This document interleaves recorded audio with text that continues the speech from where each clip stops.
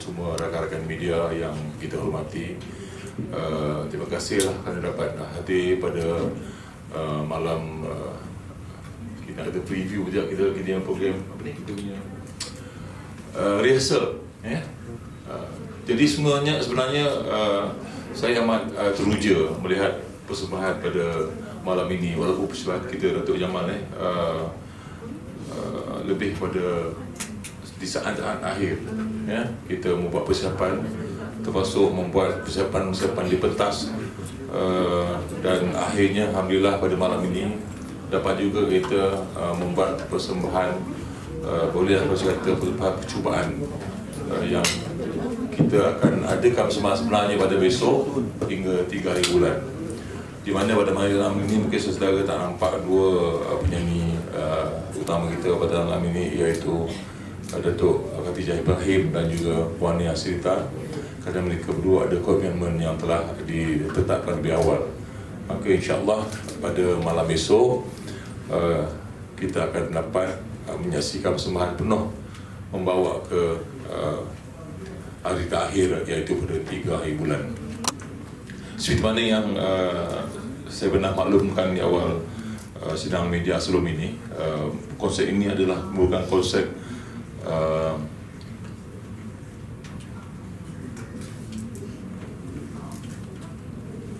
untuk membayar hutang dalam kurungan lah maksudnya ya. Seniman negara adalah bukan anugerah yang telah digunakan oleh Seri Paduka Baginda Diwan Langkung kepada insan-insan seni yang terpilih, yang dianjurkan atau diselia oleh Jabatan Kebudayaan dan Kesenian Negara. Dan seniman negara kita ini adalah merupakan seniman yang ke-6. Kita ada 7 seniman negara dan satu-satunya seniman negara yang masih hidup. Ya, jadi kita telah bersepakat supaya dapat melaksanakan konsert ini selagi beliau masih hidup lah. Ya.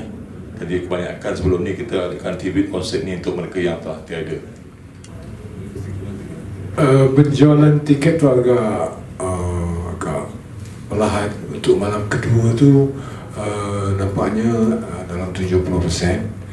Itu yang saya harapkan daripada rakan-rakan wartawan untuk highlight besok pagi, nama akhbar ke dalam apa juga. Kerana saya dapat tanggungjawab ni lebih kurang dalam 10 minggu daripada JKKN untuk saya selaraskan sebagai penyelaras dan penerbit untuk konsert ni. Jadi saya ambil tanggungjawab tu, tetapi jangka masa yang begitu singkat untuk saya buat promosi, macam adalah di radio, di TV, dan jadi risau juga lah. Saya rasa bimbang juga kerana penjualan tiket untuk hari yang pertama slow, yang kedua ni nampak okey, dan yang ketiga pun tak sampai 50% lagi. So abang, macam sekarang trend apa minat sekarang dia suka beli tiket last minute orang kata. Saya harap macam tu lah. Saya berusaha juga untuk pergi, macam pagi tadi saya pergi Sinar FM, semalam saya pergi Malaysia hari ini, selamat pagi Malaysia, bersama dengan Tuan Haji. Jadi tak ada ruang sangatlah untuk saya nak buat promosi. Tuan Haji, mungkin Tuan Haji boleh bantu kenapa tempoh 10 minggu terlampau singkat yang diberikan kepada Datuk Jamal untuk menerbitkan konsert ini? Baik, sebenarnya kita ada kekangan masa sebenarnya, itu punca utama. Dan yang paling menjadi permasalahan kita ialah timbul sama ada buat jadi tak jadi. Dan paling penting ialah bajet lah. Ya. Persembahan konsert ini kita buat dengan menggunakan bajet geran sepadan yang dikeluarkan oleh Motek. Ya. Jadi untuk mendapatkan kelulusan itu pun ambil masa. Ya. Jadi oleh kerana itulah, itu salah satu punca lah. Namun kita mendesak juga pihak di Motek supaya meluluskan permohonan kita. Dan apabila dah diluluskan, bajet itu pula agak kurang saya tak nak kurang memuaskan gitu ke macam itu. Tak cukup. Dia kata Nas tak cukup. Jadi kita berbincang dengan Datuk Jamal. Selepas itu kita berhubung dengan Datuk Seri Ahmad Anwar. Asalnya kita nak buat konsert penuh, Datuk konsert penuh. Bila konsert penuh ni, Datuk Seri Ahmad Anwar juga terlibat untuk persembahan, termasuk memainkan saxophone sebagai artis jugalah dalam show. Namun apabila kita bertemu dengan beliau memaklumkan tentang dah mula tak berapa confident. Maksud saya guna ialah dari segi usia beliau, kekuatan beliau. Untuk pihak saxophone ni kita perlukan pernafasan yang panjang. Itu masalah terpunca. Jadi kerana adanya faktor ini, kita pun ubah konsep menjadi tribute kepada tribute Ahmad Anwar. Jadi dalam masa yang sama juga, kita masih belum ada keputusan tentang kewangan, tentang bajet. Jadi apabila Motek meluluskan certain budget, dan saya berbincang dengan Datuk Jamal, jadi bajet ni tak mencukupi untuk kita adakan persembahan Waimah tribute pun. Jadi saya telah berusaha berhubung dengan pihak atasan di Motek sendiri, iaitu jabatan saya berhubung dengan pengusaha tertinggi Motek, supaya pertimbangkan semula kita punya permohonan. Alhamdulillah kami ataupun jabatan ini satu-satunya kesempatan yang telah diberi 100% untuk buat persembahan ini. Jadi dengan kelulusan itulah kita berhubung dengan Datuk Jamal supaya kita on konsert ini dengan persetujuan Datuk Seri Dr. Ahmad Anwar. Itulah antara punca-puncanya kita jadi lambat.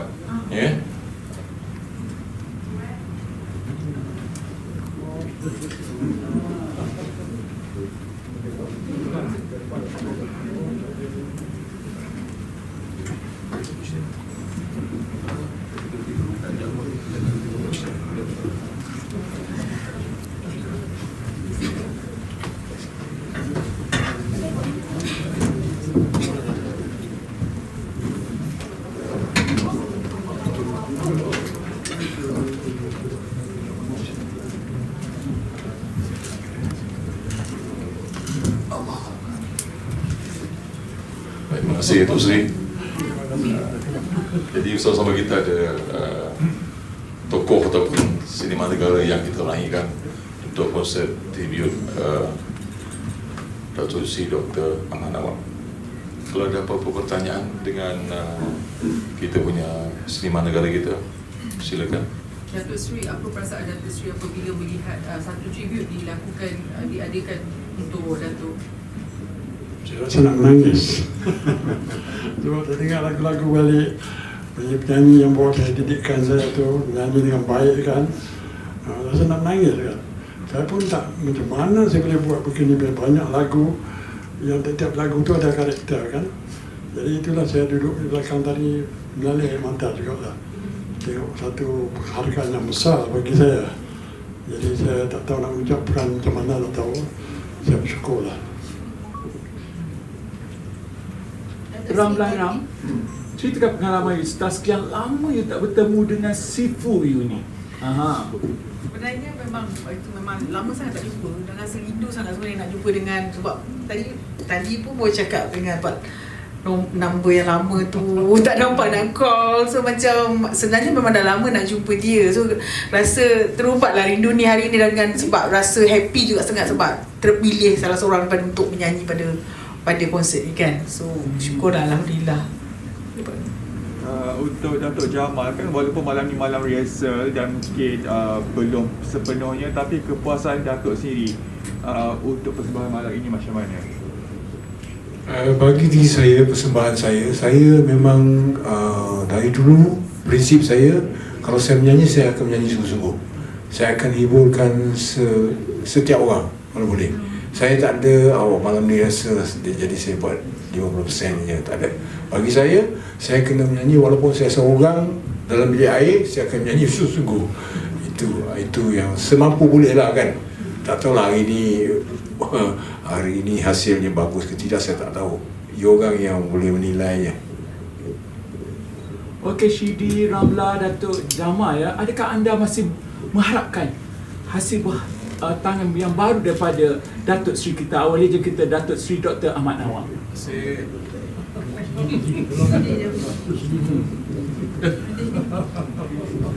Okey, saya betul serang dengan ikhlas hati. Mungkin semua orang tahu sehingga saya tak menyanyi selama 14 tahun. Artinya kenapa saya tak menyanyi 14 tahun? Sedangkan saya menyanyi mendapat hasil yang baik, tapi saya hancur tinggalkan seni itu kerana syarikat rakaman itu tidak lagi mau Ahmad Nawak menerbitkan album saya. Jadi saya kata kalau Datuk Ahmad Nawak tidak menerbitkan album saya tak nyanyi dah. Maknanya pengharapan saya Datuk Ahmad sangat tinggi. Saya sanggup susah kembali selama 14 tahun pergi ke Brunei, berniaga dan sebagainya. Saya jelaskan ini bukan sekali. Saya jelaskan di TV3, saya jelaskan masa dekat Gegar, saya jelaskan. Saya sangat perlukan sebab saya yakin walau sampai mana pun umur Datuk Ahmad, saya yakin ciptaannya sangat baik.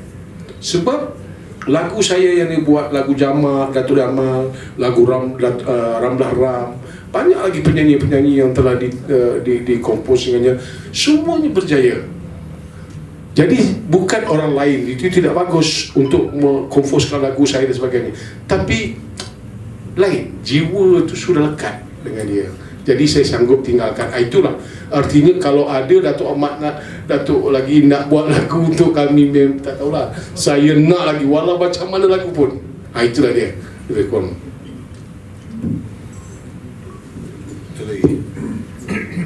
Datuk Seri, tadi masa temu gol ada cakap Jamal saja yang boleh nyanyi lagu Selima Menangis. Apa keistimewaan Datuk Jamal ini? Jamal ini memang istimewa lah. Kalau tuan-tuan dan perempuan dengar lagu Selima Menangis tu, itu sejarah yang besar. Lagu dalam lagu Selima Menangis tu dia ada 3 oktav tu. Penyanyi cuma menyanyi 2 oktav saja.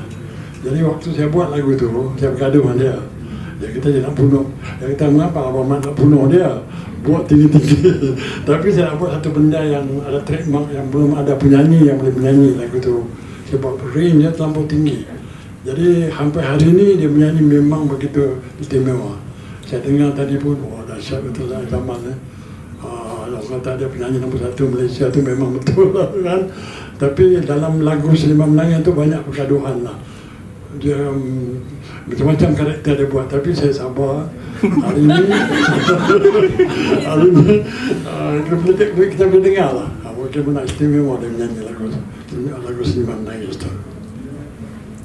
Tapi dia juga Datuk Jamal juga cakap tadi dekat kita semua yang dia diminta oleh Datuk Seri untuk bawa lagu tu, jadi dia takut dia kena bawa. Maknanya dia still respect lagi Datuk Seri. Tak tanya dia. Saya dikabarkan oleh Encik Roslan permintaan daripada Datuk Seri Ahmad Nawak untuk saya menyanyikan pilihan-pilihan lagu yang tertentu untuk saya nyanyikan.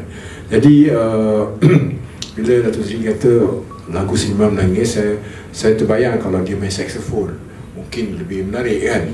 So saya pilihlah lagu tu. Saya setuju untuk nyanyi lagu tu. Sebenarnya lagu tu, ketinggian tu yang saya sampai tu sebenarnya saya tipu sebenarnya. Itu bukan suara benar. Itu bukan suara betul. Itu suara orang kata nak kata apa? Suara kepik. Dia kepik kata kongkong dia sampai. Falsetto lah, falsetto. Kalau Islam muzik falsetto.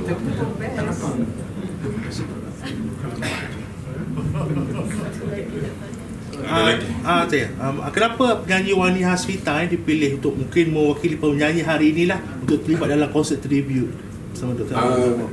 Wani Hasrita adalah pilihan saya, dan bagi saya untuk menarik generasi sekarang ini untuk mengenali Datuk Seri Ahmad Nawab, lagu-lagu ciptaannya perlu seorang yang ramai follower.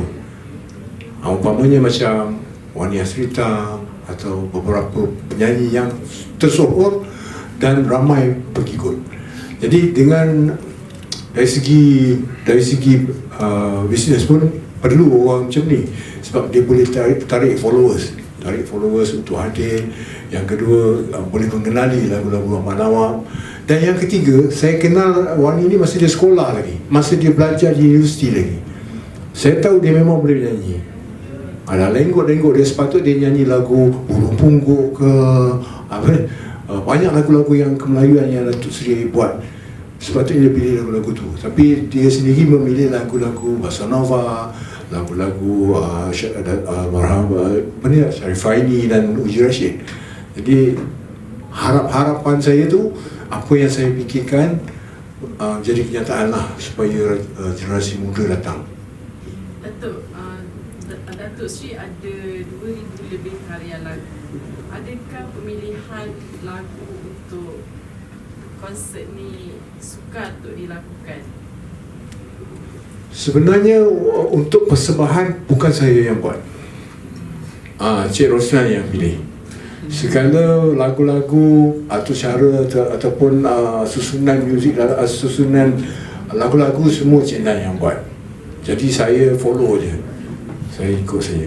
Datuk Seri, you setuju ke dengan pemilihan lagu-lagu? Sebab actually you ada banyak lagu-lagu lain yang, dan lagu-lagu yang ada yang dalam konsert ni pun ada seringkali dibawa dalam konsert you yang terdahulu juga di IB sebelum ni. Maybe you boleh komen, Datuk Seri? Memang betul, tapi sebab lagu tu lagu popular tau. Jadi kalau lagu popular ni dia menyanyi banyak kali pun tak ada apa. Jadi pilihan lagu tu saya rasa sesuai dengan konsert ni. Banyak lagi lagu-lagu yang kalau nak menyanyi kan. Jadi saya rasa apa yang saya dengar malam ni memang sesuai lah lagu-lagu tu. Walaupun lagu tu dia nyanyi banyak kali. Sebab lagu tu orang banyak minat yang suka. Sebab tu dipilihkan lagu-lagu tu. Maknanya pemilihan lagu tu diorang tak ada bertanya pada Datuk Seri lah, boleh tak kita nak nak persembahkan lagu ni ke? Lagu tu sebenarnya kita dah bincang sebenarnya sebelum kita pilih lagu ni kita bawa kepada Datuk Seri. Kita berbincang di rumah Datuk Seri, Datuk Jamal ada. Jadi kita bagi cadangan lagu-lagu ini. Jadi kalau ada yang tak sesuai, tak setuju, kita tertaluk pada Datuk Seri lah. Jadi apa yang kita dipersembahkan pada malam ini, yang untuk 2 malam maksudnya adalah lagu-lagu yang telah dipersetujui oleh Datuk Seri Ahmad Nawab sendiri. Adakah arrangement muzik semasa konsert ni Datuk Seri ada terlibat juga? Lagu ni ditranscribe je oleh Isabella daripada DBKL. Maknanya lagu tu adalah asal arrangement Datuk Seri Ahmad Nawab. Tapi apabila diberi kepada DBKL, lagu tu mereka transcribe balik. Musician ahli muzik ni dia boleh copy balik setiap instrumen tu jadi satu skor orkestra. Tak ada masalah. Datuk Seri pada usia 90 tahun sekarang Datuk Seri alhamdulillah masih tetap sihat. Adakah masih berkarya, ada simpan lagu lagi ke untuk dibagi pada mana-mana artis sedia ada pun atau angkatan yang baru?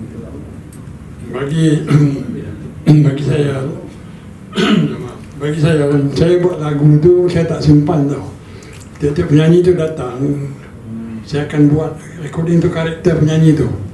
Kalau dia datang, itulah lagu dia. Kalau macam pencipta lagu dia buat, dia simpan. Saya tak ada begitu. Sebab saya akan buat cipta lagu waktu saya jumpa penyanyi tu.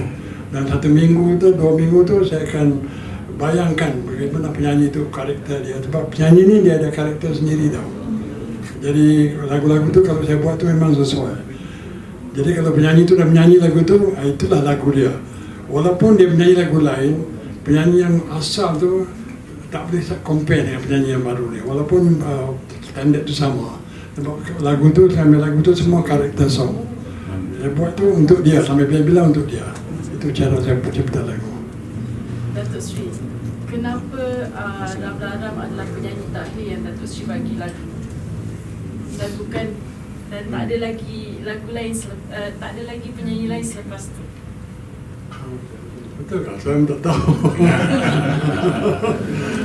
Saya tak ingat kan, sebab keadaan tu jadi berubah lah. Keadaan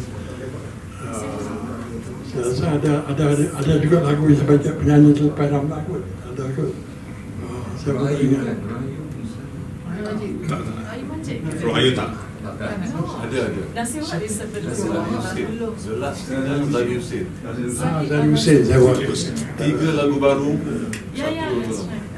Datuk Seri pernah tak ada penyanyi-penyanyi muda yang mungkin approach Datuk Seri nak minta lagu? Ada penyanyi, tapi saya kena belajar karakter dia juga. Berapa lama nak belajar karakter tu? Maknanya kena jumpa dia berapa kali? Kena jumpa dia, bercakap dengan dia. Sehari tak cukup lah kan? Satu hari tak cukup. Kalau seminggu kan. Ada satu penyanyi tapi saya tak mau sebut nama. Dia dah buat rekod dah. Tapi dia datang, saya nak menyanyi lagu saya. Dia dah bagi duit tau. Dia bagi saya 22,000 tau, 2 lagu. Tapi saya tak dapat ilham tau. Saya terpaksa bagi duit tu balik. Saya kata saya tak boleh buat sebab karakter tu tak datang. Ada juga, tapi tak mau sebutlah penyanyi itu dan nama kan. Saya kena buat lagu tu betul-betul untuk dia. Kalau buat dengan Jamal, untuk Jamal lah. Kalau CD, Ramla. Sebab lagu tu walaupun dia menyanyi lagu lain, tak sama lagu asal, penyanyi asal tu. Memang itu dah betul lah saya bilang lagu-lagu saya karakter song. Apa nasihat Datuk Seri kepada penyanyi untuk bertahan lama dan menjadi taruh dan legenda macam perkembangan sekarang? Apa kriteria kena ada pada dewan? Susah saya nak komen lah. Generally kalau apa ciri-ciri yang diorang kena ada untuk bertahan lama? Penyanyi ni bagi saya ada 2 jenis tau. Satu dilahir sebagai penyanyi, satu dibuat sebagai penyanyi. Yang lahir sebagai penyanyi ni dia bertahan sampai 30 tahun atau lebih. Yang ada sekarang ni lah. Yang buat tu semua sekejap aja. Sebab ini anugerah Tuhan. Tuhan dah bagi orang tu nak jadi penyanyi, dia akan jadi penyanyi. Tapi kebanyak juga nak jadi penyanyi tapi tak sampai. Sekejap aja. Itu bagi saya penyanyi ni ada 2 jenis. Satu dilahir sebagai penyanyi, satu dibuat sebagai penyanyi.